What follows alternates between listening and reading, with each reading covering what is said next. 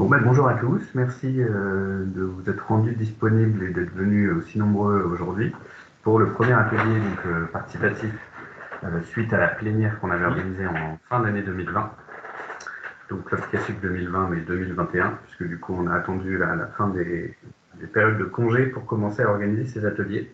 On avait loupé l'échéance du mois de pour démarrer avant le mois de février. Donc l'objectif aujourd'hui, la thématique, c'est donc la thématique du mode connecté, sous laquelle on regroupe la partie intranet, mais vous allez voir surtout ENT.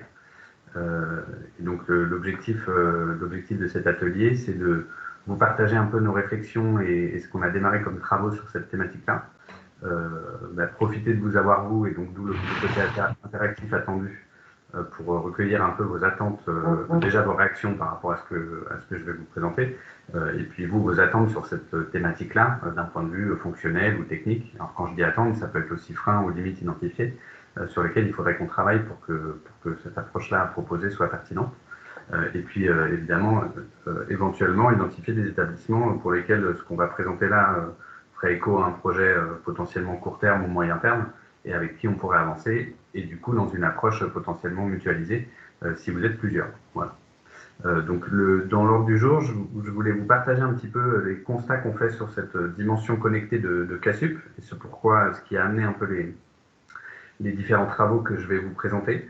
On a déjà commencé à travailler sur un prototype en fait de NT dans une approche un peu packagée. Donc l'objectif, c'était de vous présenter un petit peu tout ça d'un point de vue fonctionnel, d'un point de vue technique, comment on envisage la chose, de vous redétailler donc les différentes fonctionnalités qu'on envisage. Aujourd'hui, c'est pas opérationnel, mais c'est prototypé.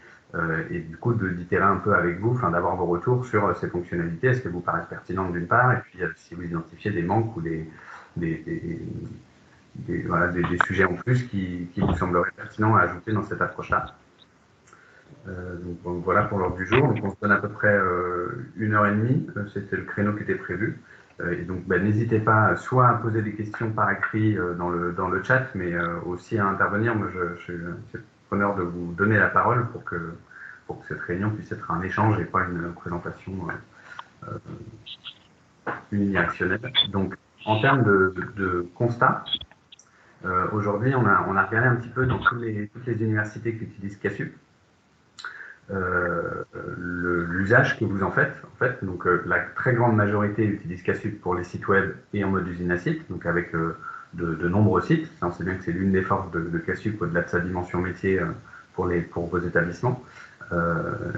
On a aussi à peu près 70% des établissements qui utilisent Casup en mode pour l'intranet des personnels. Donc c'est quand même une grande majorité. Par contre, on voit que sur le côté, alors je l'ai regroupé intranet étudiant et ENT, on a un peu moins d'un tiers des établissements qui utilisent Casup pour cet usage-là, sachant que dans ces 27%, c'est très majoritairement, quand vous l'utilisez pour les étudiants, plutôt à une dimension intranet étudiant, c'est-à-dire je pousse du contenu vers les étudiants, qu'une dimension d'ENT où je vais intégrer du service. Il y a quelques établissements qui utilisent Casup en mode ENT, mais assez peu. Donc, nous, ce qu'on constate par rapport à ça, c'est que la dimension qu'on appelle XNet, qui regroupe Internet, intranet, extranet, est l'une des caractéristiques et l'une des forces de Casup. C'est-à-dire que quand vous utilisez Casup dans toutes ces dimensions-là, Casup est d'autant plus pertinent. Par contre, on voit bien que du coup, cette dimension ENT est très très peu exploitée aujourd'hui par les établissements dans Casup. Alors, on a l'explication de l'utilisation majoritaire de la solution ISUP aujourd'hui dans les établissements, mais qui semble, alors là on est preneur aussi de vos retours et de vos avis, qui semble remise en question dans plusieurs établissements. On constate ça, on est sollicité de plus en plus sur cette thématique ENT. C'est ce qui a amené aussi les travaux qu'on va vous présenter aujourd'hui, mais au-delà de cette potentielle perte de vitesse qu'on semble constater sur ISUP, on est assez convaincu qu'il y a du sens à intégrer l'ENT dans Casup, parce que Casup est déjà bien intégré dans vos systèmes d'information. On a en général déjà les comptes des étudiants, on a des fonctionnalités qui sont déjà prévues pour et adaptées, ça, on va y revenir. Ça permet de mutualiser, du coup de ne pas multiplier les applications. Vous avez tous des SI assez riches où vous multipliez les différentes applications pour couvrir tous les besoins numériques. Donc là, ça permet de mutualiser d'un point de vue technique, de ne pas faire une appli de plus, entre guillemets, et puis même d'un point de vue éditorial, on y reviendra, mais on peut partager, l'intérêt d'avoir tout ça dans Cassub, c'est qu'on peut partager du contenu entre les différents sites. Et puis évidemment, il y a la dimension communautaire aussi. Vous êtes nombreux déjà à utiliser Cassub pour la partie site web. Si il y avait un élan, on va dire, d'usage qui étendrait donc l'usage de Cassub à la dimension ENT, on pourrait mutualiser beaucoup plus de choses comme on le fait sur la partie site web déjà aujourd'hui. Et donc voilà, donc on est convaincu qu'il y aurait du sens à essayer de développer un peu les usages ENT dans Cassub. Et l'autre dimension qui nous semble intéressante sur cette dimension de ENT, c'est potentiellement une approche un peu plus packagée que ce qu'on fait avec vous sur les sites web, où il y a des enjeux de vitrine numérique, de communication, de marketing, qui font qu'on personnalise des choses beaucoup plus sur mesure. Peut-être que cette dimension ENT nécessiterait moins ce côté sur mesure, et que du coup on pourrait proposer une approche qui serait potentiellement pas très coûteuse à mettre en place, sur laquelle on pourrait nous techniquement mutualiser des choses, faire un peu moins de sur-mesure et donc proposer un dispositif de maintenance un peu plus optimisé, et puis après dans l'évolution qu'on puisse mutualiser, que ce soit des connecteurs, parce que vous utilisez quand même beaucoup les mêmes applications, et mutualiser des nouvelles fonctionnalités qu'on pourrait développer dans cette ENT. Donc ça c'est un peu voilà, ce qui a amené cette réflexion-là, ces constats-là, ont amené du coup à travailler le prototype qu'on va vous montrer aujourd'hui, qui concrétise un petit peu ce qu'on a en tête, l'approche qu'on voulait vous soumettre aujourd'hui, et que vous nous disiez un petit peu ce que vous en pensiez. Donc je vais vous présenter ça, puis l'idée après c'est d'échanger un petit peu sur tout ce que je vous aurais présenté. Donc l'atelier, alors on n'avait pas intitulé ENT parce que c'est peut-être un peu trop restrictif. C'était intéressant d'ouvrir un peu sous l'angle mode connecté, parce qu'aujourd'hui vous avez beaucoup, pour la majorité d'entre vous, vous utilisez Cassub pour l'intranet personnel. Donc ça, c'est ce qu'on remarque nous. Déjà, c'est des projets qu'on connaît un peu moins parce qu'on n'a pas forcément accès aux espaces connectés. Les sites web, on peut les regarder, mais les espaces connectés un petit peu moins. Et ce qu'on constate, c'est que vous mettez souvent ça en place en utilisant les fonctionnalités standards de Cassub. La fameuse DSI, la diffusion sélective d'infos, donc, et puis la dimension usine-acide. Donc il y a beaucoup d'intranets dits personnels, pour les personnels, dits de communication éditoriaux, où voilà, vous mettez un site, vous restreignez à différentes populations et vous poussez du contenu en mode connecté. Ce qu'on a pu faire dans les derniers mois, dernières années, c'est des nouvelles fonctionnalités qui viennent quand même enrichir cet usage dit connecté. Donc on a des nouvelles fonctionnalités et des extensions qu'on a mis en place sur différents projets. Une fonctionnalité de notification, alors là qui est implémentée à chaque fois, c'est le cas pour toutes les extensions, mais un peu en mode sur-mesure sur les différents projets. Donc on va intégrer dans cette brique de notification différents types de notifications, et c'est ça qui est dépendant des projets. On a aussi une extension favori qu'on peut relier potentiellement avec l'extension notification pour mettre des pages en favoris, voire des liens de catalogue vers des services numériques, par exemple en mode intranet ou ENT, ou même de la recherche. C'est-à-dire qu'on peut, un peu comme sur le Boncoin, mettre en place des favoris de recherche et du coup être notifié quand il y a une nouvelle page, un nouveau document qui correspond à la recherche sauvegardée. On a aussi des sujets qu'on met en œuvre sur la dimension annuaire. Il y a des établissements qui positionnent Cassub comme le nouveau référentiel annuaire, donc qui se servent de Cassub pour que les personnels viennent mettre à jour leurs fiches annuaires, et après, en tant que référentiel, ces données-là sont exploitées par d'autres briques du SI. Et donc on a des nouvelles choses quand même réalisées sur les projets sur cette dimension intranet. Ce qu'on constate aujourd'hui, c'est que même si nous, on a des extensions techniques, l'extension de notification, c'est une brique technique, mais on implémente ça de manière assez sur mesure encore sur les projets. On l'a fait avec l'UGA, avec Campus Condorcet, l'extension favori avec Toulouse 3, la dimension annuaire avec l'USQ, mais on n'a pas cette approche justement packagée sur cette dimension connectée, et du coup voilà, c'est des choses qu'on n'a pas encore beaucoup répliquées sur vos projets. Donc ça, c'est des pistes potentielles pour enrichir l'usage connecté, potentiellement sur la dimension intranet. Sur la dimension ENT, on a commencé à travailler le sujet il y a environ 2 ans pour essayer de réfléchir ça dans une approche plus packagée. L'idée étant de proposer quelque chose d'assez clé en main. Alors, initialement, qu'on a plutôt pensé conçu un peu pour les grandes écoles qui utilisaient une solution ERP qui est assez répandue mais qui n'est pas du tout répandu dans les universités. Et donc, on s'est lancé un peu dans ces travaux-là de réflexion en amont avec une étude auprès d'utilisateurs cibles, alors de grandes écoles, mais aussi d'universités. Donc, on a fait ça, on a interrogé à peu près une quinzaine d'étudiants, entre 15 et 20, pour voir un peu quels étaient leurs usages actuels de ces types de solutions ENT dans leurs établissements, quelles étaient leurs attentes vis-à-vis de ce type de solutions, quel contexte d'utilisation, mobile, pas que mobile, et quels services prioritaires ils identifiaient. Donc on s'est servi de ces entrants-là pour initialiser le prototype que je vais vous montrer là. On envisageait cette offre pour les écoles sous un format SaaS, avec potentiellement donc en quelque chose de très packagé, donc en marque blanche où on personnaliserait assez peu le rendu de l'ENT, et en basant ça sur des composants techniques qu'on mutualisait dans ce qu'on développe nous, notamment mutualisé avec notre solution ENT qu'on déploie dans le secondaire. Donc c'est dans cette approche-là, et pas tant au début pour les universités qu'on a travaillé ça, et les constats que je viens de vous partager nous font revenir un petit peu sur ce postulat-là, et donc on pense que ce qu'on initie là pourrait être intéressant pour les universités aussi.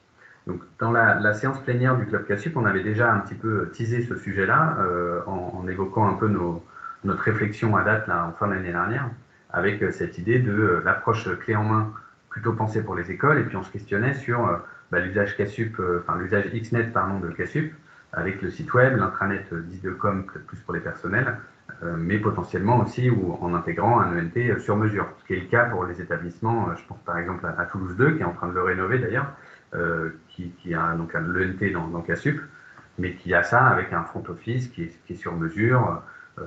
C'est pas dans une approche pour le coup packagée.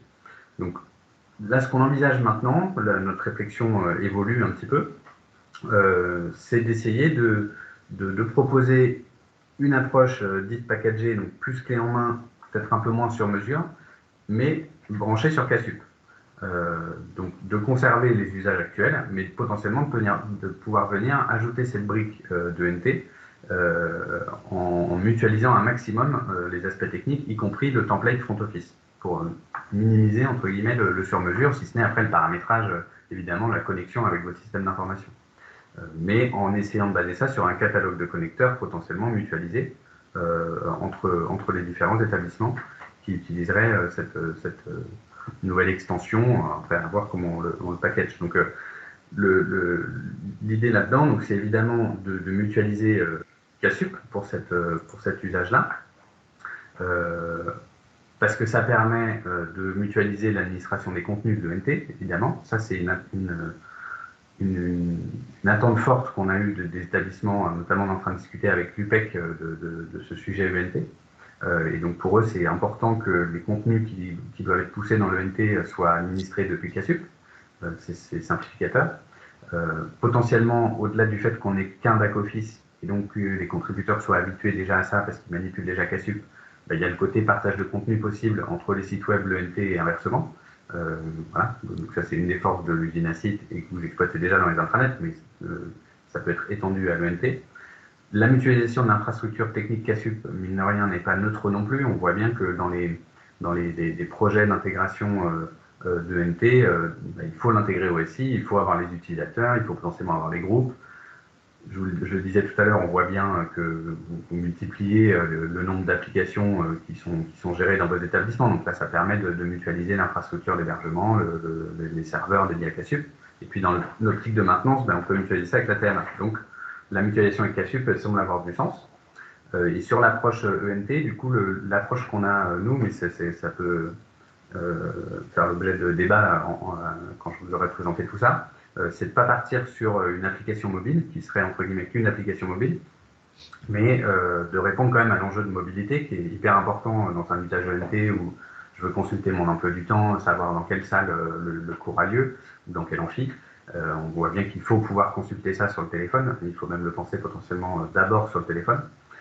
Et donc nous, on a plutôt une approche de Progressive Web App, avec un ENT donc responsive, mais au-delà de ça, qui implémente le protocole PWA, ce qui permet, vous allez voir, d'avoir le raccourci mobile comme une appli en fait, mais sans avoir à installer d'appli.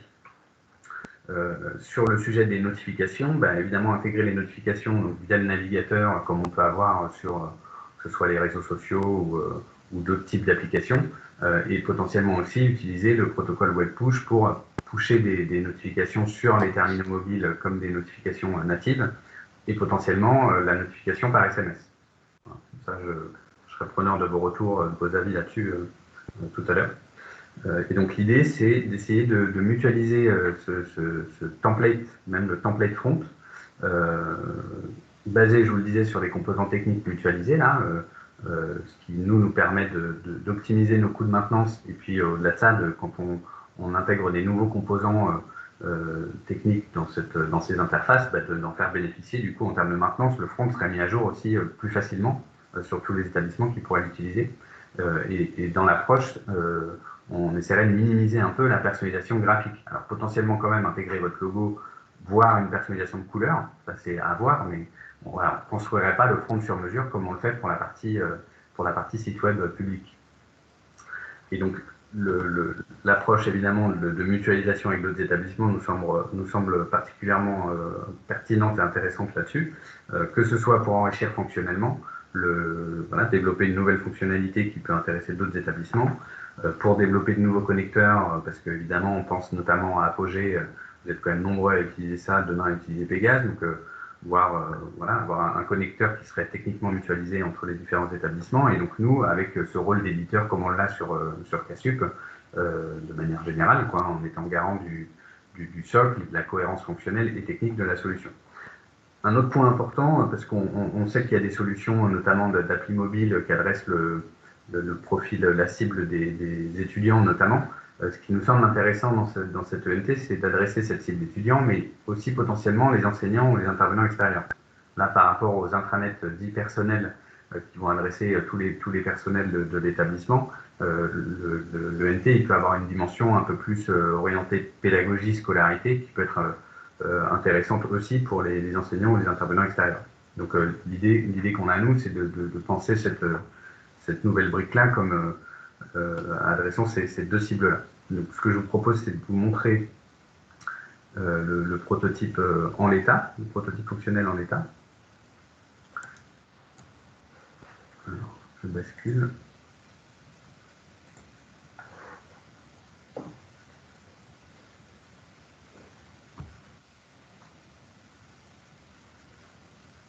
Je trouve mon onglet.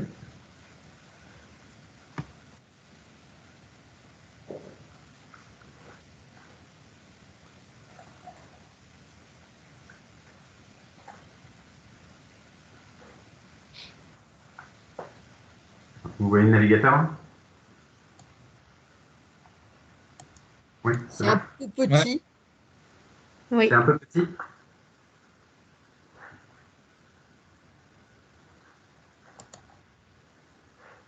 Alors, je zoome un petit peu peut-être. C'est un peu mieux là? Oui. Donc l'idée, alors ça reste quand même encore aujourd'hui en état de prototype, c'est-à-dire que d'un point de vue interface graphique, ça reste à travailler, à améliorer, on va dire. On peut faire quelque chose d'un peu plus sexy, encore un peu plus travaillé d'un point de vue graphique. Là, on a plutôt travaillé un prototype fonctionnel et technique que purement graphique. Donc l'idée, là je suis connecté en tant qu'étudiant, et donc l'idée c'est d'avoir donc une page en mode tableau de bord, alors potentiellement qu'on pourrait personnaliser selon les services qu'on intègre dans l'ENT, mais qui regroupe évidemment un point central, c'est l'emploi du temps, qui peut regrouper des liens vers le Moodle avec mes cours de Moodle directement, un peu d'actualité, potentiellement peut-être un peu plus que ça, les dernières notes, les absences, ça fait partie des questions qu'on a, des notifications qu'on peut retrouver là-haut, et potentiellement ici on pourrait intégrer les derniers mails ou l'accès au webmail, potentiellement avec aperçu, ça dépend des solutions mail utilisées, mais par exemple sur Office 365 on est capable d'afficher les derniers mails reçus. Donc on aurait cette page tableau de bord.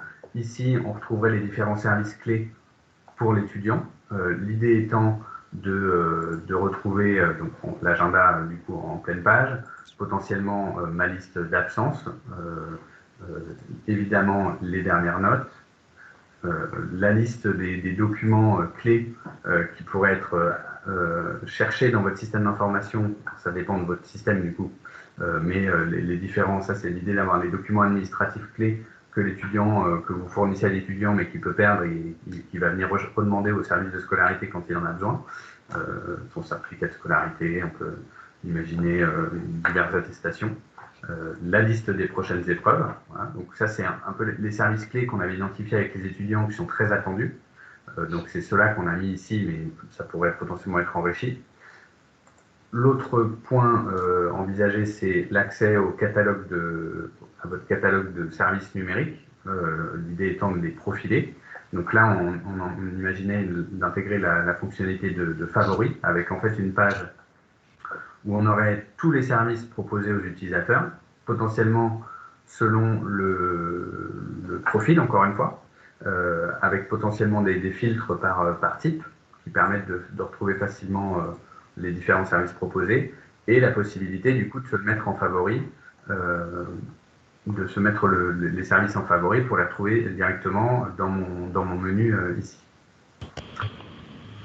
Sachant que sur ces services-là, soit on fait une intégration, alors le basique entre guillemets, c'est de faire une intégration SSO. Potentiellement, on avait testé ça avec un service de l'UPEC, il y en a qu'on pourrait intégrer aussi sous forme d'iframe. C'est ce qu'on a illustré ici. Le service qui recharge, hein, ce qui peut quand même fonctionner. Alors, c'est pas optimal, mais ça peut quand même fonctionner, y compris en vue mobile. L'idée, voilà, de retrouver en tout cas ici mes différents outils services numériques avec le favori. Et puis ici, alors ce qu'on a appelé mes ressources, mais ça, ce serait adapté, c'est l'idée d'avoir du coup les contenus plutôt qui sont poussés aux étudiants, voire aux enseignants.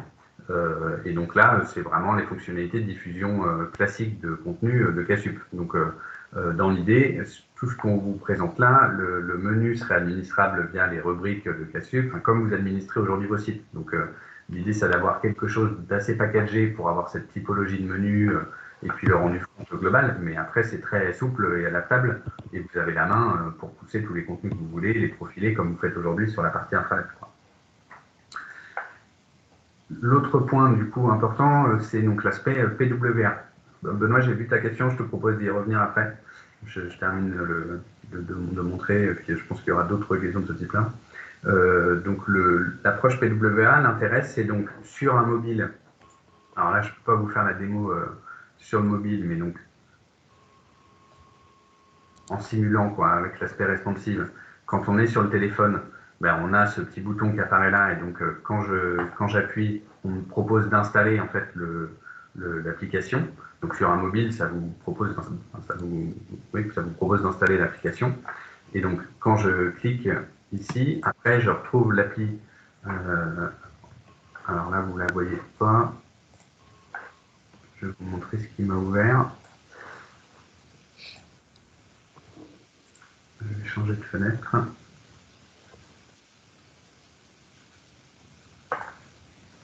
Hop, voilà. Vous voyez que là, en fait, quand il m'a ouvert l'appli, du coup, c'est quelque chose que je peux mettre après dans mon menu, Windows. Ça apparaît comme une application installée sur mon poste. Et donc, quand il l'ouvre, il vous l'ouvre sans le navigateur. Voilà. Donc, il y a de plus en plus d'applications mobiles qui sont sur ces principes-là de Progressive Web App. Donc, quand vous faites sur le téléphone, c'est exactement la même chose. Vous avez l'icône qui apparaît sur votre écran d'accueil. Et donc, quand vous ouvrez après l'appli, en fait, derrière, ça ouvre le navigateur, mais sauf que ça vous masque le navigateur. Donc, on a vraiment l'impression que c'est une application. On réfléchit à l'usage hors ligne aussi, qui est possible via cette technologie-là. Donc, ça fait partie des questions qu'on a en fin de réunion. Mais donc, voilà, l'idée, en tout cas, de l'approche de Progressive Web App. Un point que je n'ai pas évoqué, ça c'est aussi un sujet qu'on a travaillé dans le cadre du prototype et notamment dans le cadre de nos ENT pour les collèges et lycées, notamment dû à la crise Covid. On a intégré un système de visioconférence qu'on peut ouvrir directement depuis ENT sur la solution Big Blue Button. Donc ça, on sait que vous avez évidemment dans le SUP réagi par établissement en déployant des solutions, que ce soit Teams, Zoom ou d'autres solutions pour répondre à l'urgence de la crise sanitaire. Du coup, c'est quelque chose qu'on se questionne, nous, sur la pertinence de ce type de solution-là intégrée, du coup, à l'ENT, mais quelque chose voilà, sur lequel on a la maîtrise de l'hébergement. On héberge ça chez notre hébergeur en France. Et du coup, l'intérêt de ça, c'est qu'on peut ouvrir directement depuis l'emploi du temps en vue enseignant. Bah, je peux ouvrir en 2 clics la visio, et puis du coup, pour les étudiants, il n'y a pas de sujet d'invitation à gérer. Je vais dans mon emploi du temps, le cours est en visio, bah, j'ai la petite icône, et en 2 clics, je rejoins la visio. Donc ça fait partie des questions qu'on aura après, voir si ce type de solution-là, tout intégré, vous semble pertinent dans vos établissements. Je vais revenir à la présentation. Je crois que j'ai fait à peu près le tour des fonctionnalités.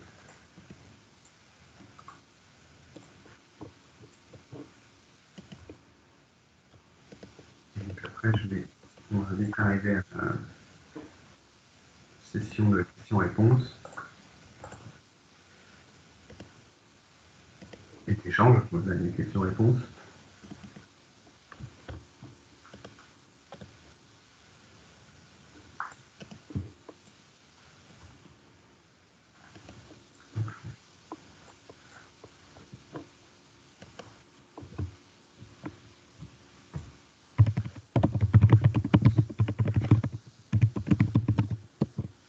Donc, on avait repris les différents écrans. Je pense qu'on vous enverra le support en complément du replay. Donc, ça vous permet d'avoir une synthèse de ce que je vous ai présenté là en live sur l'environnement. Ça, c'était une petite illustration du coup des principes en mobile, voilà, sur le téléphone. Donc, le fameux bouton ajouter à l'écran d'accueil que je vous ai montré, ça vous met l'icône. Et puis, quand on le lance après, on ne le voit plus dans un contexte de navigateur. On est directement en usage similaire à une application. Ce qui est intéressant par rapport à l'appli, c'est que du coup, il n'y a pas pour l'utilisateur à mettre à jour. Déjà, ça ne surcharge pas son device. Il y a quand même de plus en plus d'utilisateurs qui ont des espaces limités et qui sont un peu plus frileux à installer des applications. Il n'y a pas ce principe de besoin de mise à jour sur chaque device, et du coup, il n'y a pas toute l'ingénierie derrière technique de déploiement des applications. Donc, c'est ce qui permet d'envisager quelque chose de beaucoup moins coûteux, tout en proposant un usage mobile et un usage desktop. Ce qu'on avait partagé dans l'étude utilisateur, c'est que, évidemment, l'usage mobile est important, mais il y a beaucoup d'usages ENT là qu'on ne s'attend pas forcément à regarder que sur le téléphone. Donc, l'usage en mode desktop sur un PC ou un PC fixe était quand même important dans les besoins remontés par les étudiants. Donc, en termes de fonctionnalités intégrées à l'ENT, ben, il y a donc la partie, donc évidemment, gestion de contenu, le catalogue de services, l'administration des liens, potentiellement des pictos associés à chaque service, un descriptif, et puis le profilage d'ailleurs, quelle population voit quel service. Donc, tout ça, on s'administrerait dans Cassub. La gestion des favoris, c'est une fonctionnalité du coup intégrée à Cassub. La brique de notification, donc là, l'idée, c'est d'avoir potentiellement des notifications, d'agréger des notifications issues des différents services qui sont intégrés à l'ENT. On avait regardé notamment pour intégrer des notifications issues de Moodle. C'est assez dépendant de la manière dont est implémenté Moodle dans l'établissement, mais c'est techniquement tout à fait faisable.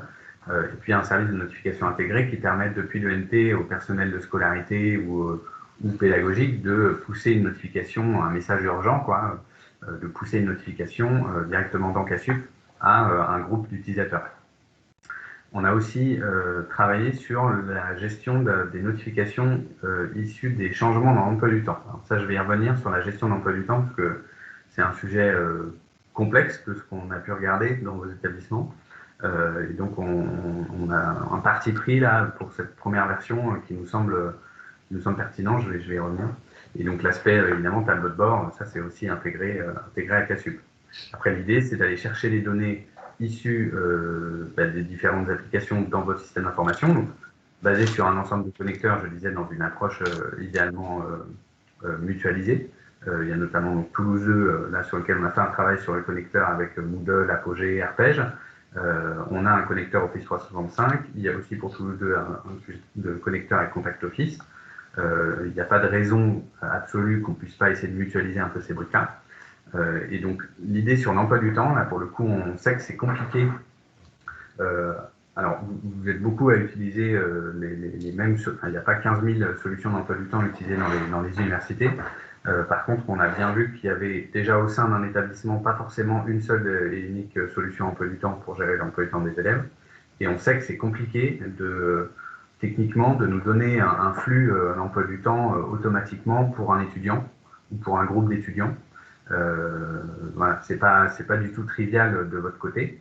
Donc, ce qu'on a envisagé, alors c'est pas illustré dans le prototype, c'est de permettre, alors évidemment on pourrait l'automatiser si dans le système d'information c'est automatisable, mais dans un premier temps de permettre à l'utilisateur de renseigner un flux ICAL qu'il pourrait aller chercher dans son emploi du temps, dans votre solution d'emploi du temps.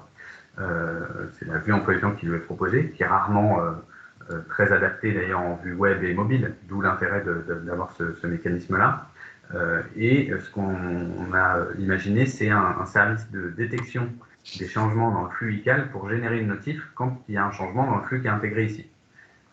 Donc ça, c'est un peu sur les principes de l'application, je ne sais pas si vous la connaissez, qui s'appelle EDT Univ, qui a été développée par un étudiant lyonnais, il me semble, à la base, qui est pas mal utilisé et qui, sur son site, met des petits tutoriels pour dire non, vous êtes dans tel établissement, et ben, va chercher ton flux ICAL à tel endroit, et donc qui a ce service de notification intégré. Et donc aujourd'hui, c'est une appli qui ne gère entre guillemets que ça. Et donc on a regardé pour intégrer ce même type de mécanisme-là, c'est pas très compliqué. Et donc c'est un peu l'approche sur laquelle on partirait, qui nous semble la plus facile et directe à mettre en œuvre. Sachant qu'évidemment, si on pouvait faire mieux parce que le SI de l'établissement le permet, eh ben on pourrait regarder évidemment pour automatiser ça. Un des éléments clés, c'est les infos issues d'Apogée. Il y a quand même beaucoup à gérer les données des étudiants, les infos sur les notes, les résultats, les épreuves dans Apogée. Donc là, l'idée, ce serait d'avoir un connecteur le plus générique possible, même si vous n'êtes pas tous dans les mêmes versions. L'intégration donc des liens vers les cours de Moodle qu'on remonterait automatiquement et potentiellement des notifications issues de Moodle. Donc là, on a différents cas d'usage en tête, ça dépend un peu comment sont implémentées les choses dans vos Moodle, mais techniquement c'est possible. Et puis le sujet de la mise à disposition des documents clés, là c'est peut-être dépendant, c'est des questions qu'on a encore aujourd'hui, c'est peut-être dépendant de la manière dont c'est géré dans votre récit. Est-ce qu'il y a possibilité pour un étudiant, quand on connaît l'ID de l'étudiant, d'aller rechercher dans le système d'info les documents administratifs clés pour lui mettre à disposition dans l'ENT. En tout cas, c'est un point qui est très attendu des utilisateurs qu'on avait interrogés, parce que voilà, ils ont le document mais ils ne savent pas ce qu'ils en ont fait, donc plutôt que d'aller retoquer au bureau de la scolarité, ça peut être intéressant de les centraliser ici. Voilà, j'ai fait le tour de mon monologue, donc je propose de vous faire réagir à tout ce que je vous ai présenté. Je vais reprendre la question notamment de Benoît, je ne sais pas s'il y en a eu d'autres depuis. Oui, alors l'ENT, alors non, l'ENT, ce qu'on envisage, c'est vraiment le même type il ne serait pas en SaaS pour les universités. L'idée, c'est vraiment que ce soit une extension que vous puissiez ajouter à vos CASUP on-premise. Donc, c'est une brique qui vient s'installer sur chacun de vos CASUP. La mutualisation technique, c'est nous qui la gérerions, comme aujourd'hui, on gère déjà les différentes versions du socle de CASUP et des extensions. Là, on aurait potentiellement une extension qui intégrerait son front, les différents connecteurs. On mutualiserait de ce point de vue-là, mais ça reste bien on-premise, quoi. Ce ne serait pas forcément en SaaS. Enfin, ça ne serait pas en SaaS.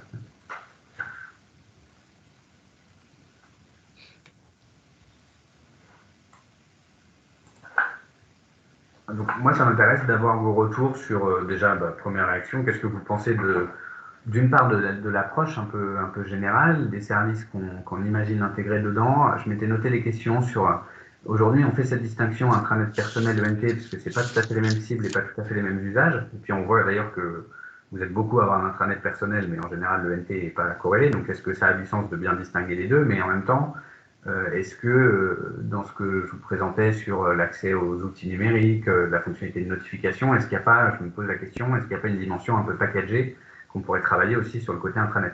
Il y a des projets qui ont bougé cette dimension-là. Est-ce qu'il n'y a pas aussi une déclinaison un peu de cette approche plus clé en main à penser pour l'intranet? C'est une des questions. Et puis après, dans d'autres services envisagés, je me suis noté, donc il y a le sujet du mode hors ligne. Il y avait un établissement qui nous avait interrogé sur l'idée d'utiliser l'appli pour signaler des problèmes potentiellement en faisant un connecteur avec GLPI. Donc ça pourrait être un cas d'usage qui serait intéressant. La solution de classe virtuelle ou de visio intégrée, ça je vous en ai parlé, mais ça m'intéresse d'avoir votre retour. On a aussi été réinterrogé récemment sur l'intégration avec une GED, que ce soit un connecteur Nuxeo, Alfresco. Alors plus techniquement parlant, ce serait peut-être un connecteur CMIS, qui est un protocole. Et donc est-ce que ça c'est des sujets que vous avez de votre côté? Il y avait aussi la dimension plan interactif qu'on avait proposé, qu'on avait montré dans la séance plénière du club.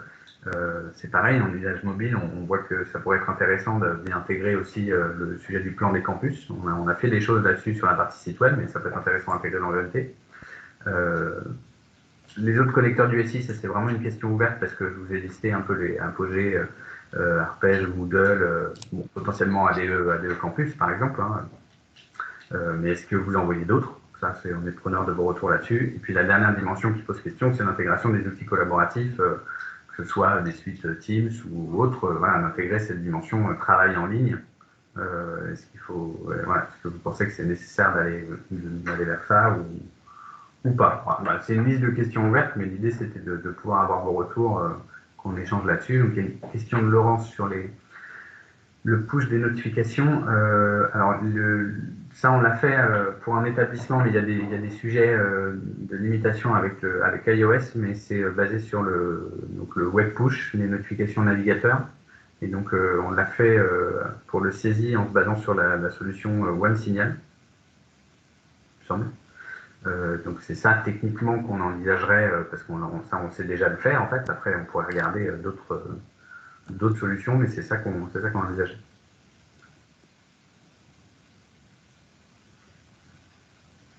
Et oui, et donc les SMS, alors on aurait deux modes pour le faire. Là pour le coup on l'a pas prototypé dans ce que je vous ai montré là, mais on fait déjà de l'envoi de SMS dans notre solution ENT pour les primaires, collèges, lycées.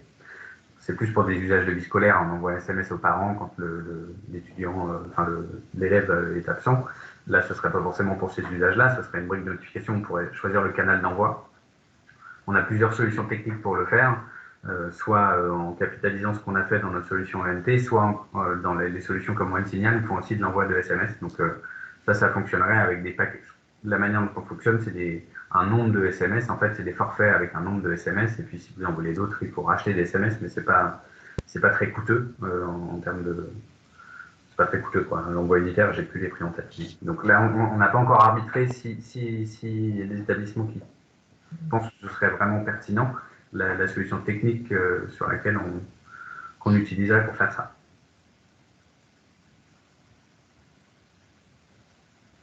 Et n'hésitez pas à me poser des questions oralement. Hein. On n'est pas si nombreux que ça, donc vous pouvez prendre la main et parler. Je me sentirais moins seul.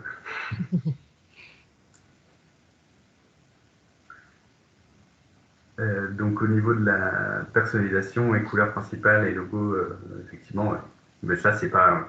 Encore une fois, on peut le faire. Notre idée c'était d'arrêter de refaire sur mesure à chaque fois. C'est ça l'objectif. On se dit qu'il y a quand même moins d'enjeux les usages d'un étudiant sur un ENT d'un établissement à un autre. Il n'y a pas de raison qu'ergonomiquement il y ait une grosse différence à apporter. Et donc l'idée c'était techniquement de mutualiser un maximum les choses. Ça ne veut pas dire qu'on ne peut pas effectivement vous permettre le logo et la couleur. C'est pas compliqué, tout en mutualisant techniquement, pas très compliqué à faire.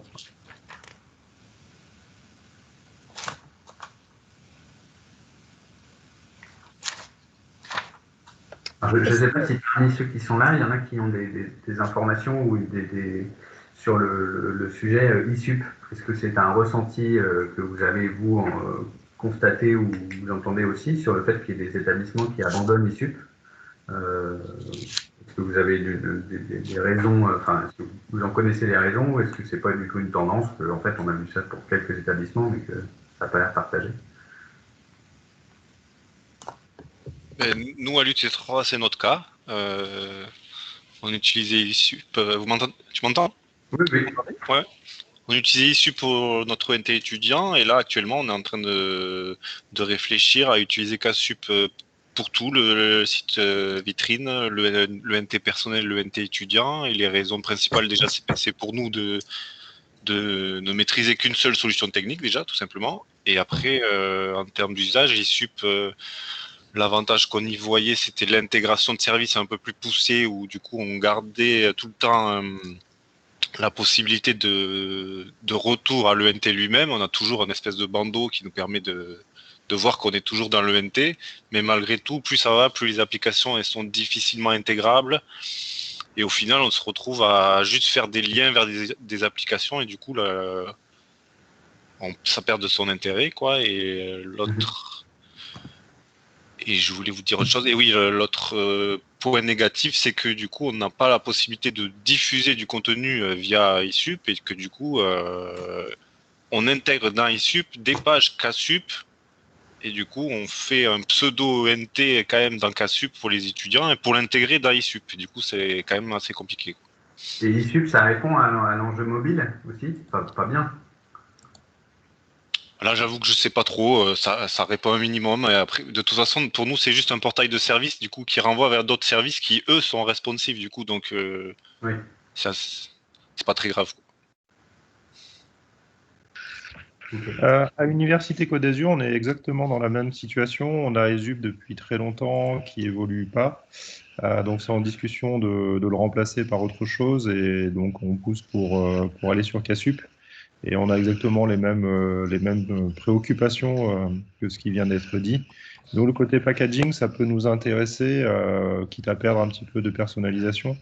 Parce que ce qui fait un peu peur en interne, là, dans les premières discussions autour de l'ENT, le passage de l'ENT dans KSUP, c'est le coût, en fait. Le coût en termes de développement de connecteurs.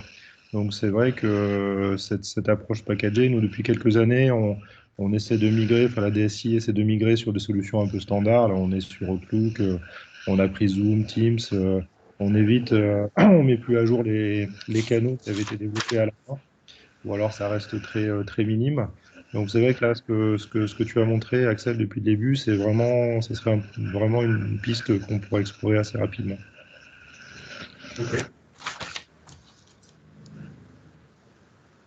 Bah, de toute façon, c'est sûr que cette dimension, il y a le côté packagé pour le côté rapide à mettre en œuvre, puis il y a vraiment le côté mutualisation, c'est-à-dire que les connecteurs, aujourd'hui, on en a déjà, hein. Donc on part pas de zéro. Après, l'idée qu'on a, c'est que si on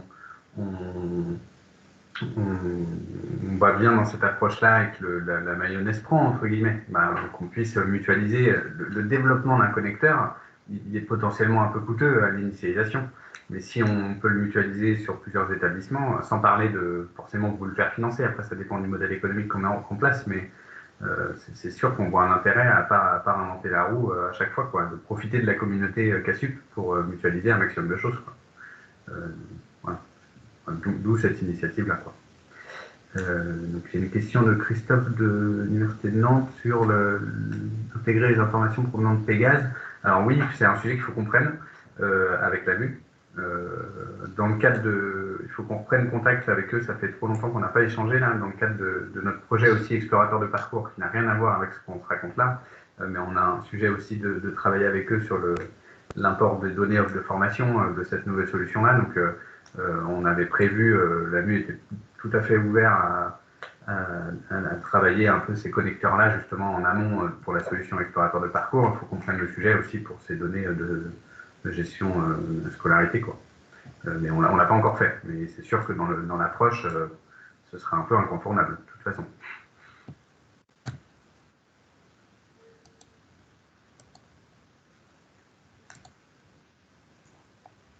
Et bonjour, à Toulouse Capitole, on est dans la même réflexion aussi, donc d'abandonner ASUP et ESUP et de passer sur KSUP pour tout ce qui est ENT. Et par contre, nous, on aimerait intégrer un peu plus l'intranet et une partie communication dans l'ENT aussi. Parce que là, on a beaucoup, tu as présenté beaucoup la brique ENT, mais nous, on aimerait aussi avoir toute une partie information communication, donc ce qu'on a dans notre intranet actuellement, qui remonterait dans cette ENT-là.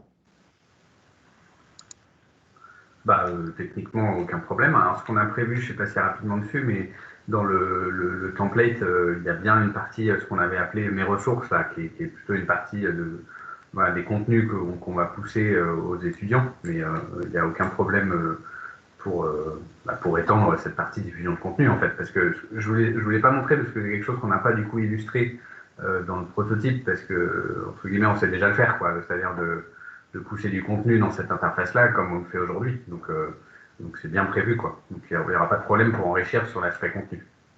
Après, est-ce que cette interface-là, elle doit être commune à cette population étudiant, voire enseignant? Parce que la vue emploi du temps, on peut la décliner aussi pour l'enseignant.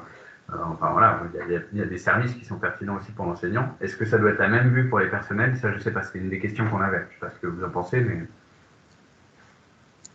Nous, on a fait une petite étude par rapport à ça et on est parti sur 3 profils, étudiants, personnels et enseignants en fait. Et on voulait une petite personnalisation, voilà, avec des remontées différentes, mais bon, c'est un peu la gestion de fabrique que tu as présenté pour remonter des outils spécifiques par rapport à ces 3 catégories et pareil, remonter des informations spécifiques par rapport à ces 3 catégories-là aussi. Après, ça, l'avantage, mais c'est pour ça qu'on trouve que ça a du sens, c'est que l'idée après de personnaliser le menu par population, les services que tu vas, que ce soit les entrées du menu ou les services que tu vas remonter, le fait de les profiler pour les personnels, les enseignants, les étudiants, ça Cassup, c'est déjà le faire en fait. Donc, si on vient mettre cette brique-là, ce front de clé en main avec les connecteurs clé en main et rien n'empêche après de décliner, enfin voilà, d'administrer le contenu que tu veux et soit de faire soit 2 portails différents, soit dans un portail de gérer ton menu, c'est ce que va faire Toulouse d'ailleurs, de gérer ton menu en profilant du coup les différentes rubriques. Et donc quand tu te connectes, selon le profil que tu as, tu ne vois pas le même menu à gauche, mais techniquement c'est la même chose. C'est tout à fait faisable. Ouais, c'est ça. Est-ce que la page d'accueil peut aussi être profilée? C'est-à-dire pas avoir la même page d'accueil selon les profils, pas seulement le menu de gauche? Oui, alors tout à fait. Il faut ça fait partie des points qu'il faut entre le prototype que je vous ai montré et puis son implémentation dans un établissement, il faut qu'on creuse ça. C'est-à-dire que là, la page d'accueil qu'on vous a montrée aujourd'hui, elle n'est pas branchée sur la page d'accueil, une page d'accueil Cassup. Elle est un peu entre guillemets en dur, mais dans le prototype. Après, il faudrait qu'on pense en fait un peu la déclinaison par profil de ces pages d'accueil-là. C'est pas encore fait, mais effectivement, encore une fois, techniquement, on sait tout à fait faire. Qu'est-ce qu'on intègre après dans le côté packagé? C'est-à-dire que, imaginons qu'on package cette ENT-là dans une extension ENT Cassup. Quand vous récupérez l'extension, qu'est-ce qu'on met par défaut? Ça, on n'a pas encore défini. Mais il faudrait qu'on mette quelque chose, quoi. Donc, de manière certaine, elle sera différente suivant les profils, parce que voilà, on ne va pas remonter les mêmes éléments pour un enseignant, d'un étudiant ou d'un personnel.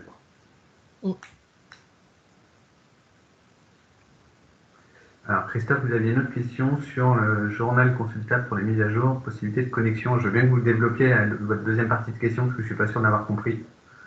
Si vous voulez prendre la parole. Oui, non, en fait, vous m'entendez là? Oui, oui.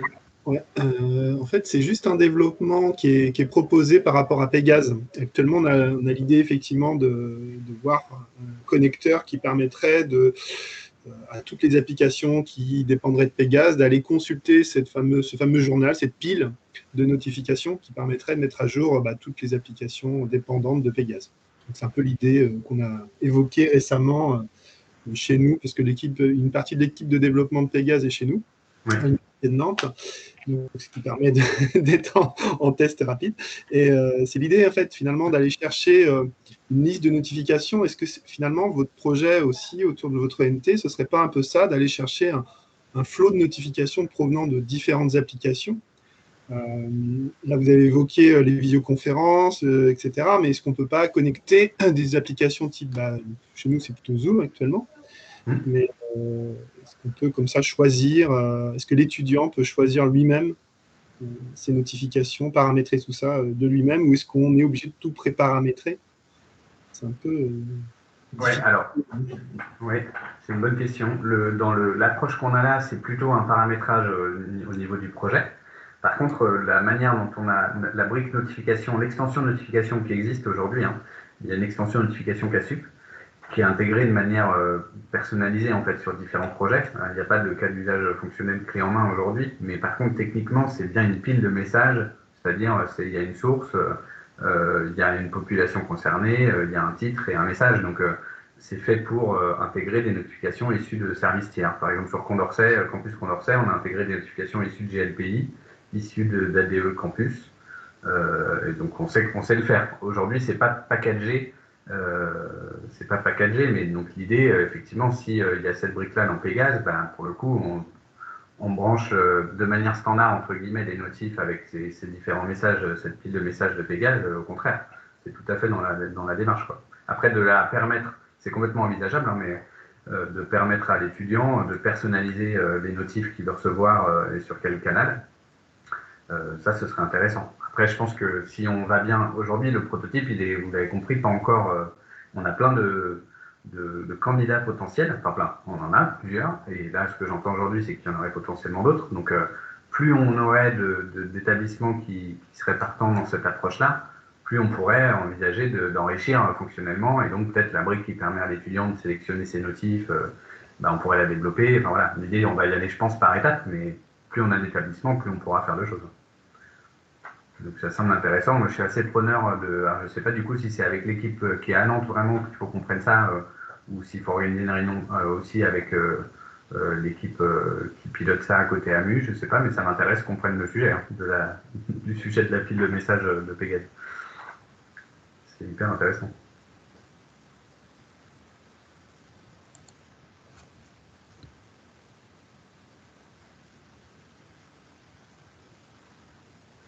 La connexion à la GED, est-ce que ça fait écho à des besoins chez vous? Il y a notamment Lyon 1 qui nous a questionné là-dessus. C'est quelque chose qu'on a envisagé il y a quelques années.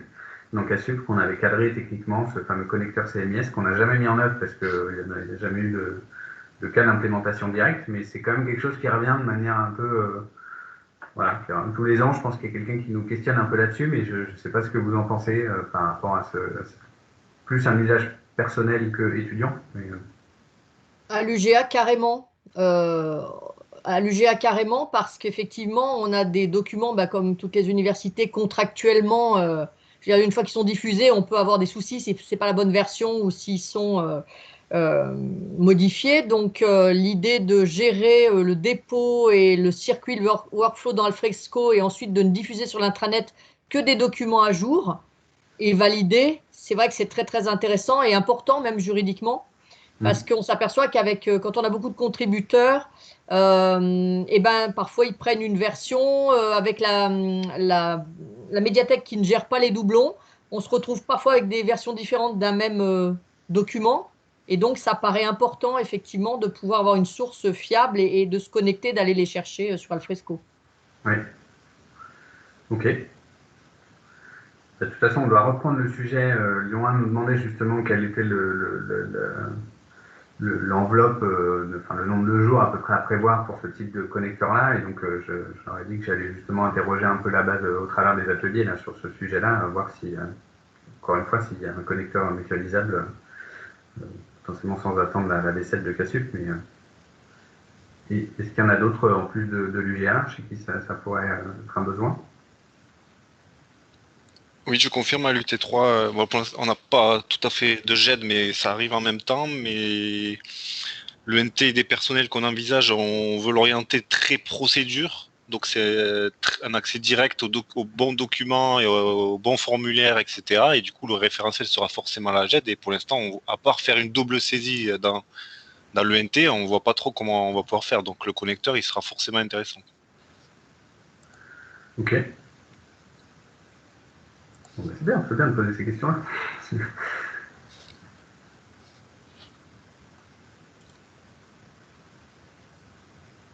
Je vois qu'il y a des questions. N'hésitez pas à prendre la main si vous avez d'autres questions, prendre la parole.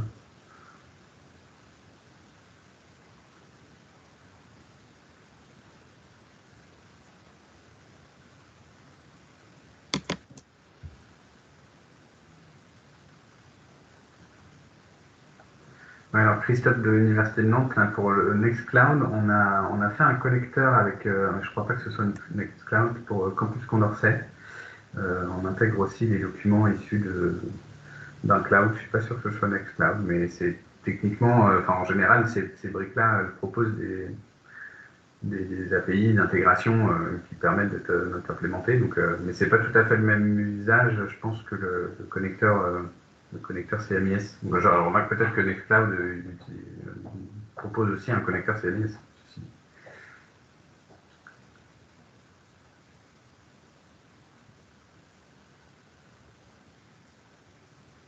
Ok. Et alors, sinon, d'un point de vue fonctionnel, est-ce que, et donc autre type de connecteur par rapport au cas d'usage qu'on vous a montré sur l'emploi du temps, les notes, les épreuves, est-ce que vous identifiez d'autres connecteurs qui seraient nécessaires? Est-ce que vous voyez d'autres fonctionnalités qui semblent importantes d'intégrer dans l'idée de cette ENT clé en main qu'on aurait loupé?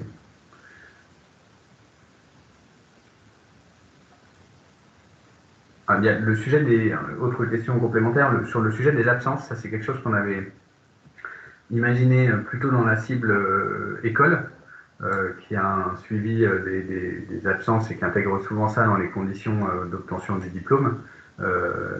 Comment vous gérez, vous, aujourd'hui, les absences? Est-ce que c'est un sujet alors à la fois de donner une vue sur les absences à justifier dans l'ENT? Est-ce que c'est un usage que vous identifiez important pour vous? Et est-ce que vous voyez l'ENT comme ce qu'on avait imaginé nous, pousser dans l'ERP? Après, c'est j'ai une absence à justifier, et du coup je la justifie, je upload mon justificatif depuis l'ENT et c'est déversé après dans l'ERP. Est-ce que c'est un sujet, ou est-ce qu'aujourd'hui les absences c'est soit pas dématérialisé, soit trop compliqué, pas du tout harmonisé en termes de gestion? C'est quelque chose sur lequel on n'a pas trop de visibilité en fait dans les universités. On nous a rarement posé cette question-là. Alors, moi, je dirais que sur Nantes, en fait, la problématique, elle n'est pas encore au niveau outil, c'est-à-dire qu'elle est d'abord au niveau métier. Et donc, du coup, en fait, la réflexion n'est pas suffisamment aboutie, effectivement, pour pouvoir t'apporter une réponse. Moi, effectivement, sur le fond, en fait, je pense qu'effectivement, ça aurait du sens. Mais aujourd'hui, en fait, voilà, il faut faire les choses dans l'ordre. Oui. Là, c'est un peu le même. Alors, c'est à peine pareil, parce que c'est moins du process métier pour le coup, mais sur le sujet de l'emploi du temps, je ne vous ai pas fait réagir sur ce qu'on avait en tête. Et je ne sais pas si vous connaissiez cette application-là que j'ai citée, EDT Univ. Mais c'est vrai que dès qu'on a pris ce sujet de comment faire un connecteur pour intégrer les données emploi du temps, on voit bien que en général, c'est très très compliqué dans nos universités, parce qu'il n'y a pas toutes les composantes qui utilisent la même solution. Et donc, techniquement, de donner. Voilà, de se mettre d'accord sur comment on va intégrer le flux emploi du temps de l'utilisateur, c'est pas du tout trivial. Et donc cette solution-là nous semblait la plus réaliste en fait et la plus souple entre guillemets, sachant que ça a l'air d'être, EDT Univ revendique quand même un nombre d'utilisateurs assez important et le fait que ça marche déjà avec 40 universités. Si vous allez sur leur site, donc c'est pas mal et le chemin pour développer ça dans cette ENT packagée est pas très long. Donc on se dit que c'est vraiment intéressant, quoi. Je ne sais pas si vous avez un avis. Oui, Abdelakès.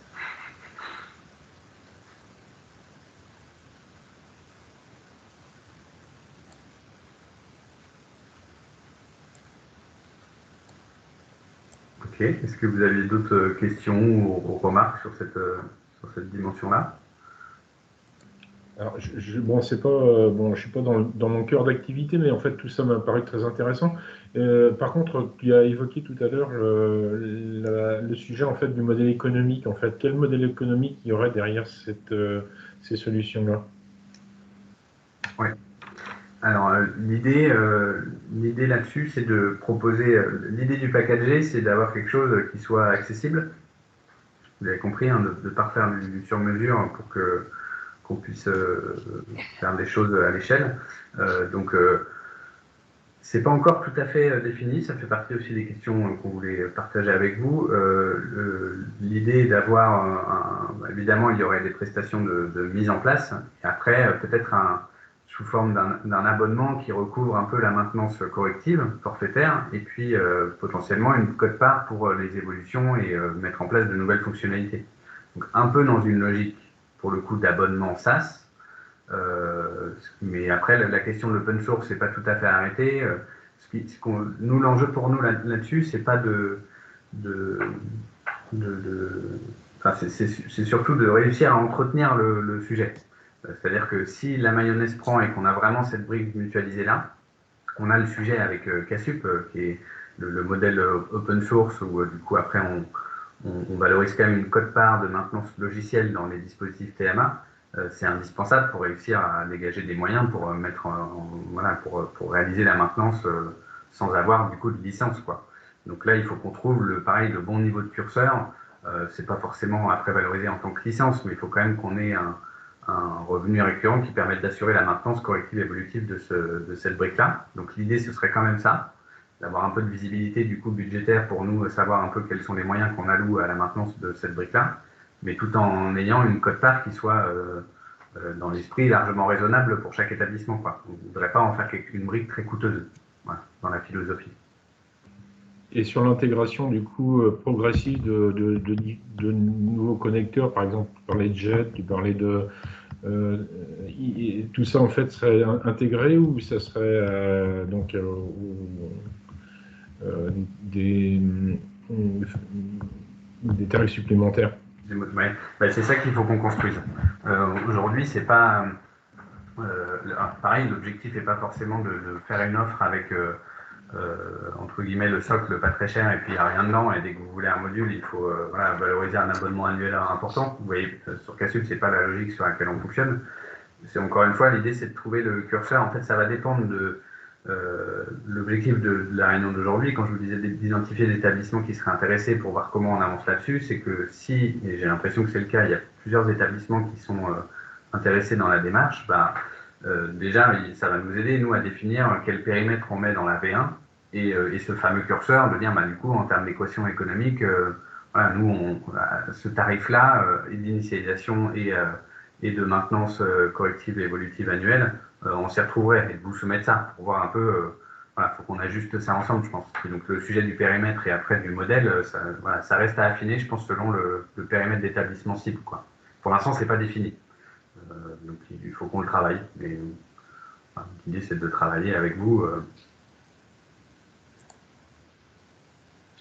D'ailleurs, ça fait partie des questions qu'on se posait. Est-ce qu'on fait une tarification un peu comme tous des solutions SaaS à l'élève pour ce type de service-là, mais à l'élève avec le module ou pas? Est-ce que c'est un forfait par établissement? C'est des questions qu'on se pose.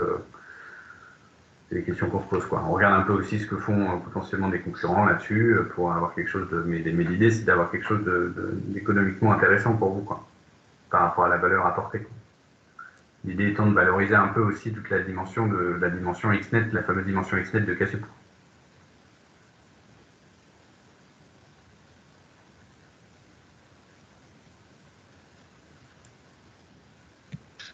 J'ai peut-être raté l'information, mais dans le meilleur des cas, quel serait le planning de déploiement de cette version packagée?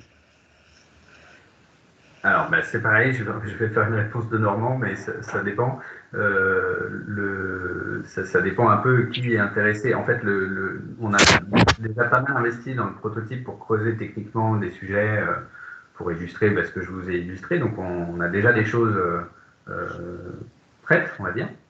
Mais il nous reste des choses à faire pour que ça tourne et que ce soit justement cette dimension packagée, extension de Casup, etc. Ça, c'est pas encore fait. Mais par contre, on pense qu'on peut aller quand même relativement vite. Tout dépend de ce qu'on met dans le premier périmètre. Si le premier périmètre, c'est un peu ce que je vous ai montré, on est sur une échéance de quelques mois. C'est-à-dire que quand on a pris des discussions avec l'UPEC, qui n'est pas là aujourd'hui, mais qui se questionnait là-dessus, et l'objectif était de mettre en place pour la prochaine rentrée. Donc on avait cette échéance-là en tête, je pense qu'elle est jouable.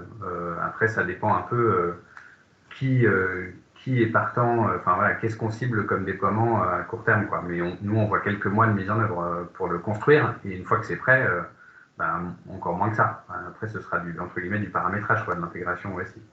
Et là, on n'est pas si loin que ça de notre point de vue de pouvoir le mettre en place, donc quelques mois, quoi. 4 mois à peu près.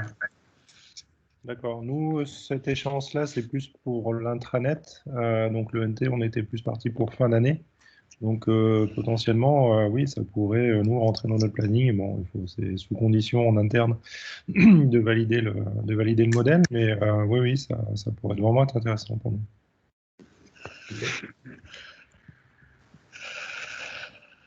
Oui, ce qui n'est pas évident pour nous, pour avoir une réponse précise, c'est que ça dépend vraiment, oui, ça dépend voilà, pour quel établissement concrètement on le met en œuvre et du coup quand est-ce qu'on démarre, quoi. Mais voilà, il y a plusieurs pistes, plusieurs pistes et plusieurs candidats du coup. Mais aujourd'hui, il y en a encore plus que ce qu'on envisageait, donc c'est très bien.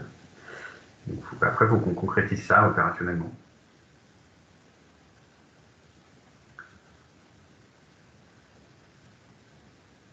Et ce qui est bien, et du coup je remercie des retours, c'est que c'est quand même, j'ai l'impression que ça valide quand même la dimension mutualisable là, entre établissements, donc je pense que c'est quand même intéressant.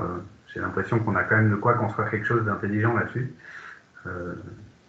qui est complémentaire à l'usage que vous faites aujourd'hui de Casup et qui permettra de pas développer from scratch des choses dans chaque établissement, quoi. Ça me semble pertinent. Donc je vois ça comme une bonne nouvelle.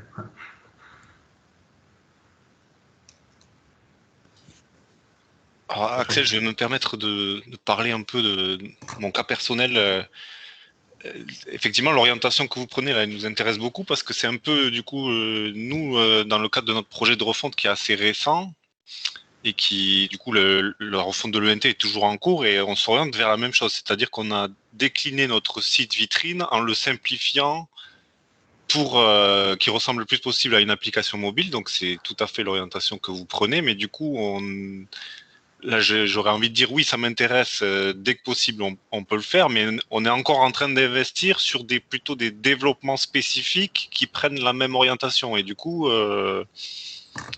on a le cul entre deux chaises, entre guillemets, quoi. C'est que on a envie de finir ce qu'on est en train de faire, mais du coup, je comprends que en termes de calendrier, c'est un peu dommage parce que on aurait aimé profiter de ça il y a quelques mois, voire quelques années, quoi, et que du coup.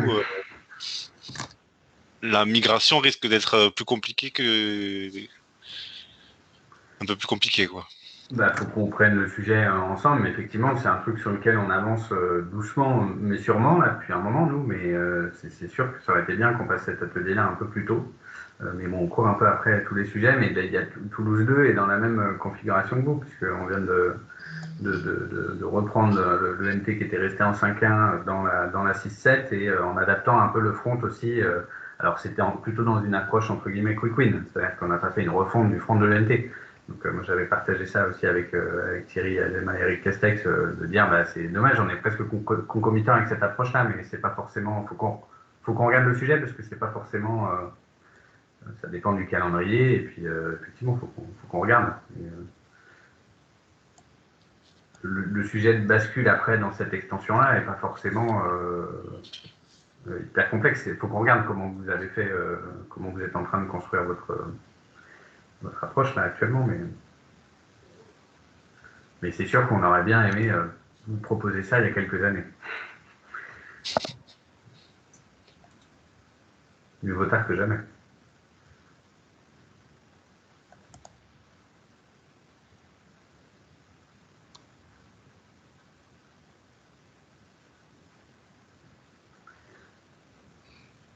Ok, est-ce qu'il y a d'autres questions? Alors j'en ai peut-être une dernière sur le sujet du plan interactif.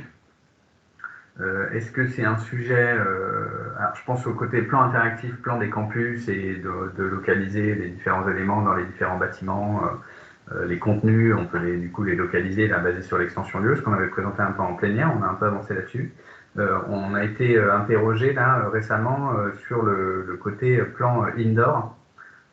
Et on imagine bien que ce côté plan indoor de elle est où la salle, à quel étage, dans quel bâtiment, comment j'y vais vraiment dans le bâtiment, que dans un usage mobile et potentiellement ENT, ça peut avoir du sens. Est-ce que c'est des sujets qui sont travaillés chez vous, que vous regardez ou que vous avez déjà traités ou pas du tout? Et est-ce que vous voyez un lien potentiel avec ça? Parce que moi, je pense pas qu'on développerait une solution pour faire ça, mais il y a des partenaires il y a des pure players entre guillemets qui font ça et avec lesquels on pourrait peut-être travailler une intégration pertinente.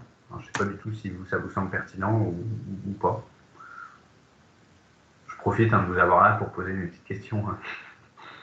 Moi, Axel, je veux bien répondre. Donc, Caroline de l'Université Lumière Lyon 2. Désolée, je vous ai rejoint en retard, mais j'ai essayé de cavaler pour finir une autre réunion. Et justement, pendant que tu parlais, que tu cherchais cette dernière question, j'étais en train de rechercher dans mes messages les infos concernant la plénière parce que justement, j'étais en train de penser justement à ça, les plans interactifs. Tu en as peut-être parlé avant que je vous rejoigne. Et nous, du coup, déjà là, depuis qu'on a fait notre refonte il y a 1 an, et donc les fiches-lieux, on les utilise et ça nous plaît bien, ça nous est très utile. Et la question des plans est aussi une question récurrente. Alors, je ne sais pas si elle se concrétisera un jour, parce que comme je mettais tout à l'heure sur le chat, la GED est aussi un questionnement régulier. Mais pour l'instant, concrètement, il ne se passe pas grand-chose. Mais en tout cas, les plans, oui. Et je sais que aussi bien du côté des personnels que des étudiants, parce que des fois, sur des projets pédagogiques, des étudiants réfléchissent à la question et s'en emparent. Donc, il y a vraiment un réel besoin. Alors, de temps en temps, au niveau institutionnel, ça semble remonter sur le dessus de la pile. Et puis après, il y a toujours quelque chose, d'autres sujets qui le font redescendre. Ou alors là, on est sur le point de mettre en place une nouvelle signalétique, donc des dénominations, etc., qui vont changer. Mais en tout cas, aussi bien du côté des personnels que des étudiants, la question des plans revient. Donc aussi bien, comme tu disais, pour le côté extérieur, repérer tel bâtiment, etc. Mais après, pour le côté aussi, plus pratique au quotidien de, j'ai un cours en telle salle, ou alors pour un public extérieur, il y a une conférence dans telle salle, et comment s'y retrouver. Et c'est vrai que pour le côté aussi, je ne sais pas ce qu'on va mettre en place, et qu'on réfléchit de plus en plus sur des visites virtuelles, alors qui sont des fois un peu, pas des vraies visites virtuelles, mais plutôt des aperçus de certains campus. Et on a aussi... Et il me semble que certains collègues s'emparent aussi du questionnement sur le côté visite virtuelle, mais vraiment à l'intérieur des locaux. Mmh. Donc je sais qu'on s'était aussi questionné sur la signalétique, aussi bien, on avait même vu, à un moment, on avait un peu regardé, vous avez peut-être vu ça dans certaines villes, la signalétique extérieure, où les flèches directionnelles bougent un peu, et puis c'est du digital pour pouvoir annoncer un événement, etc. Alors nous, on n'était pas loin, on avait de la signalétique tellement vieille, qui indiquait des choses qui n'existaient plus. Donc on en est déjà au stade, donc on refait notre signalétique en essayant de trouver un compromis pour avoir des infos justes, mais qui puissent être quand même pas de l'obsolescence pas trop programmée. Mais en tout cas, je pense que les plans, en tout cas, la question des plans nous intéresse, et intéresse la communauté. Ok. Alors pour répondre à ta question, j'en ai pas parlé, effectivement, non, j'ai dit qu'on en avait parlé en plénière, mais j'ai pas repris ce qui est possible de faire, quoi. Mais l'idée, c'est de baser sur l'extension lieu, et puis d'avoir une vue carte interactive où on met tous les lieux, du coup, avec une navigation, avec des filtres. Donc ça, c'est quelque chose qu'on a fait avec Campus Condorcet à la base, qui a été décliné pour CY, que l'ULB a regardé à un moment, regarde encore. Et donc, on a été questionné sur le côté indoor. Donc nous, on ne va pas aller là-dessus, parce qu'on ne va pas se tordre autant le lieu, d'avoir la base de lieu dans CASUP, parce que je peux y associer des formations, des événements, etc. Ça a du sens. Je trouve que ça a de la valeur. Et donc voilà, donc après, représenter les lieux sur une carte, ça on sait faire. Et donc après, le côté indoor, c'est pas un autre métier, mais bon, il y a des briques qui font ça très bien. Donc on pourrait intégrer une solution externe pour paramenter la roue. Donc, mais oui, moi je sais que dans la plénière, de toute façon, plein de sujets m'avaient intéressé, mais celui-ci aussi m'avait paru bien intéressant, mais notamment quand on fait aussi nos pages pour la rentrée. Donc c'est vrai que pour l'instant on complète, on a de plus en plus de fiches-lieux, mais c'est vrai qu'on a nulle part nos pages plans. C'est encore les plans faits par notre direction de l'immobilier, très très très statique, avec en dessous la légende, avec soit l'entrée par bâtiment, soit l'entrée par service structure. Et c'est vrai que c'est dommage. Nous on est encore dans cet entre-deux, et la vue campus avec toutes les fiches-lieux qui seraient repérées. Déjà ça, je trouve ça déjà très chouette et pratique. Ouais, ça c'est pas très compliqué en plus de mettre en place du coup. C'est pas un gros chantier. Ouais. Puis moi, je rattraperai ce que j'ai loupé de début de la réunion parce que je ne sais pas si on est des extraterrestres ou je ne sais pas à quel point l'atelier est représentatif de toutes les universités, mais j'ai l'impression qu'on fonctionne pas du tout de la même manière. Enfin voilà, on a plus trop de NT, on a un intranet. D'ailleurs, même à un moment, j'avais posé à nos VP les questions de terminologie parce que je me suis dit on s'y perd entre certains parlent de NT, de bureau virtuel, de messagerie, etc. Et du coup, enfin voilà, j'ai l'impression qu'on est complètement sur un autre fonctionnement. Donc je regarderai le replay pour voir ce que j'ai loupé et tout, mais c'est intéressant du coup. Ok. Moi, j'ai une question en fait. Donc, du coup, moi, je travaille avec Jérôme à l'université, donc à UCA. Et en fait, il y a 4 thématiques qui me viennent en tête. Je ne sais pas si ça peut être interfacé avec le NT, si c'est judicieux ou pas de le faire. Il y a 4 aspects. Enfin, un premier, c'est la gestion des bibliothèques. Donc, je ne sais pas si ça peut être associé ou pas à l'ENT, comment ça peut être géré, etc. Ensuite, il y a un deuxième point, c'est les supports vidéo. Donc, donc il y a UCA Pod où en fait, au sein même de l'université, chacun gère son canal. Donc ça, c'est un outil qui est en interne, mais est-ce qu'il faut justement intégrer ou pas cette solution-là à l'ENT pour que ce soit encore une fois centralisé? Parce que le problème, c'est toujours ça, c'est que c'est pas suffisamment centralisé, qu'il y a des outils qui sont à droite à gauche. Ensuite, il y a un troisième point, c'est, alors pas maintenant, effectivement, avec la crise, ça va être un peu compliqué, mais en prévision 2, on a en fait l'interfaçage des activités sportives et culturelles. Donc ça, il y a des sites, il y a des sites qui ont été, nous par exemple en interne, il y a un site qui a été fait juste pour le sport, UCA Sport, et en prévision 2, il va y avoir UCA Culture. Donc ça, est-ce que ça doit être inclus ou pas à l'ENT? Et ensuite, il y a un quatrième point, c'est en fait en interne, un système de forum, c'est-à-dire un échange en interne.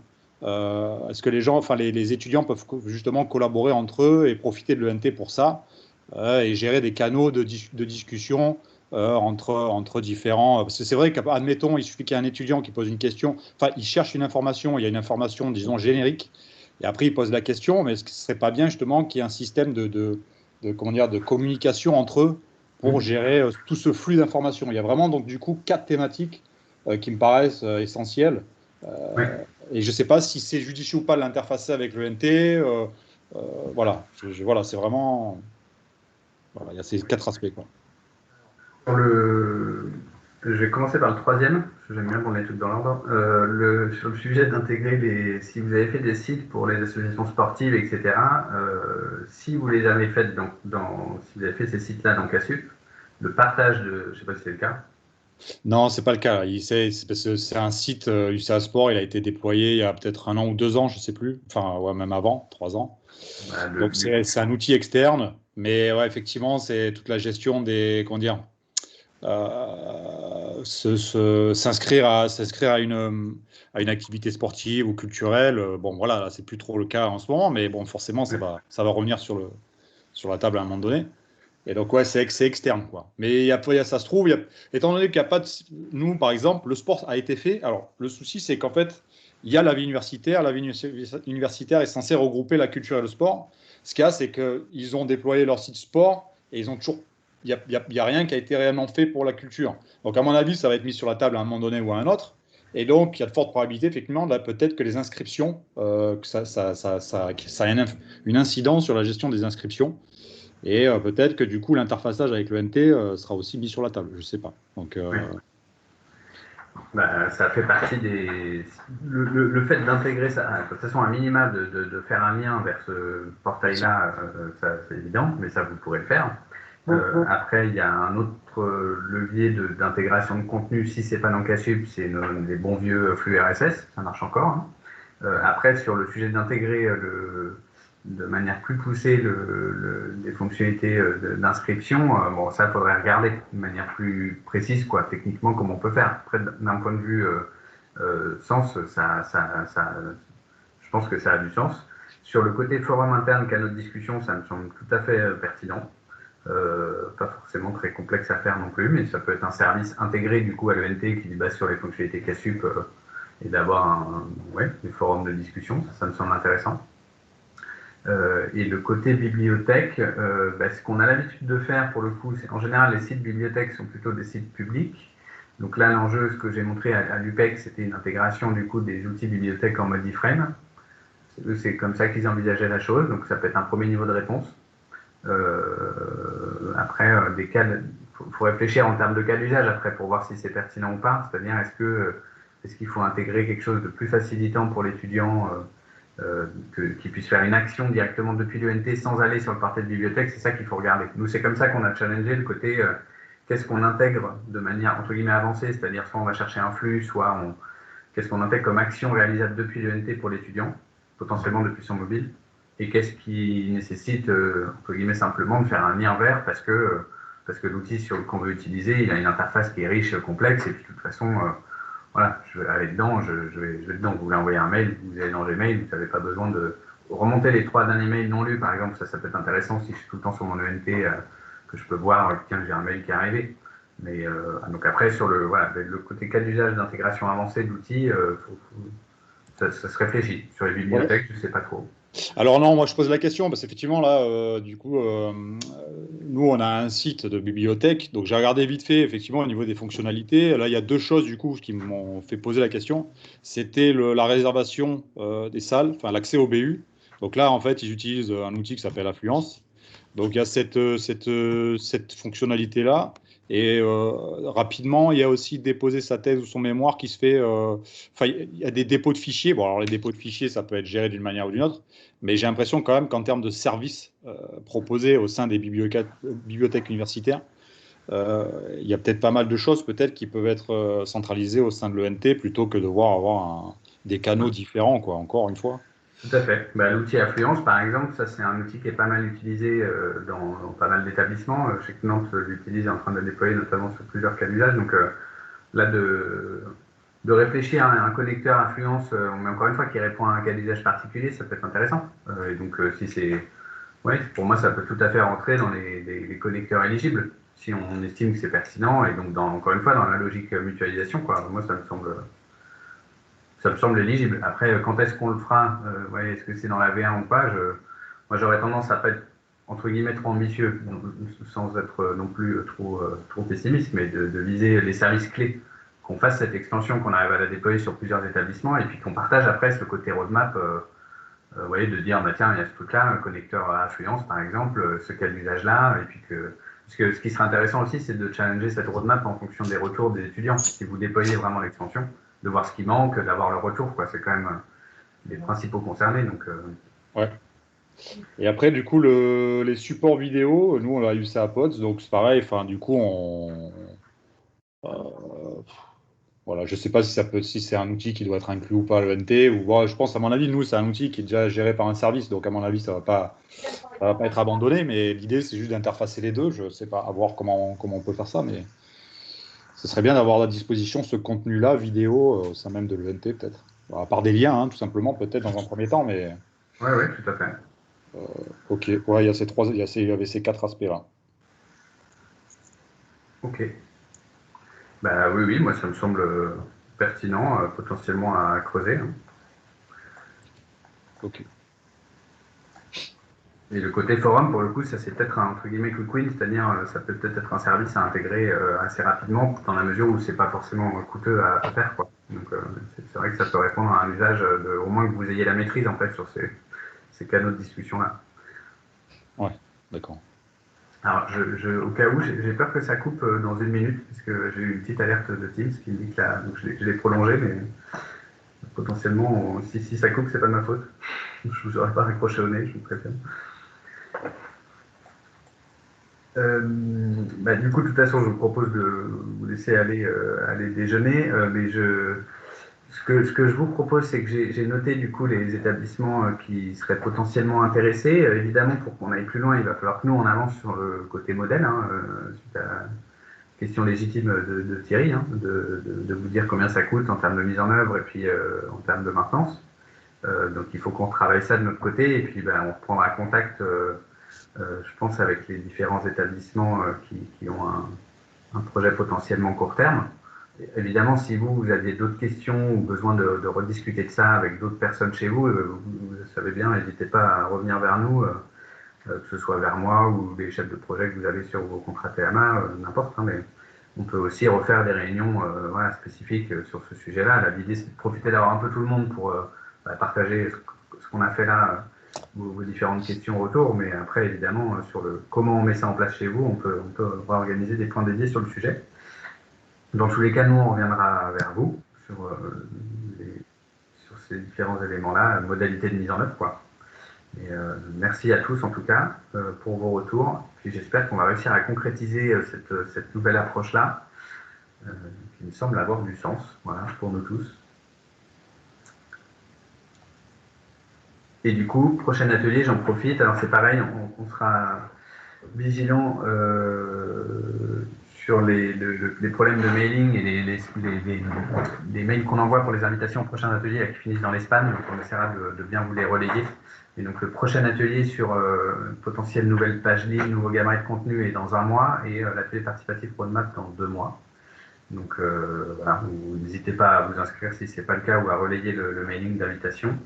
Et puis je pense qu'on refera ça sur Teams dans le même format. Voilà.